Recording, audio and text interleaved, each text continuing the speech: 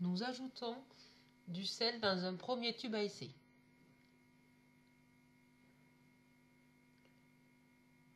Puis, dans un deuxième tube à essai, nous ajoutons du poivre.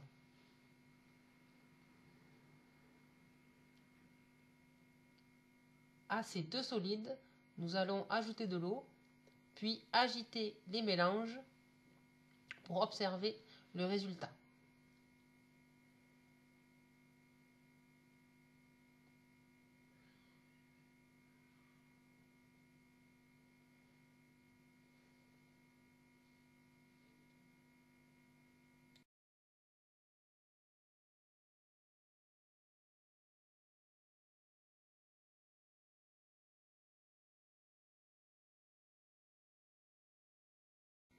Pendant que nous agitons le poivre, observons le résultat du sel et de l'eau.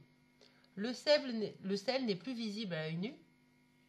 Le mélange obtenu est donc un mélange homogène. On dit que le sel se dissout dans l'eau.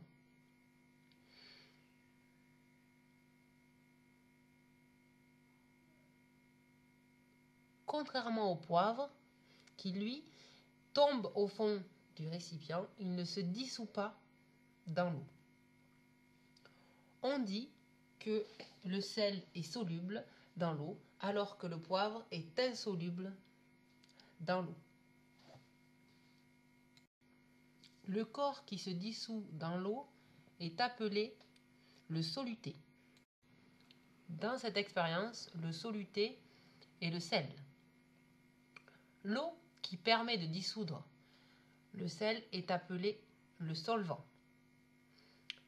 Le mélange obtenu se nomme aussi une solution. Ici, nous obtenons donc une solution d'eau salée.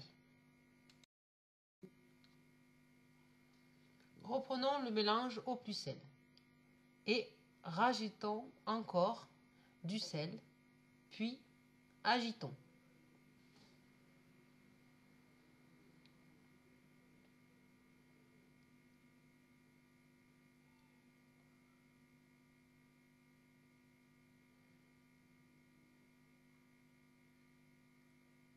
On observe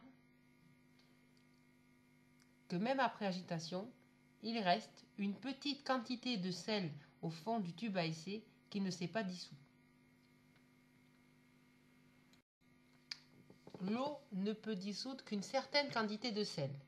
Si le sel est en excès, on dit que la solution obtenue est une solution saturée.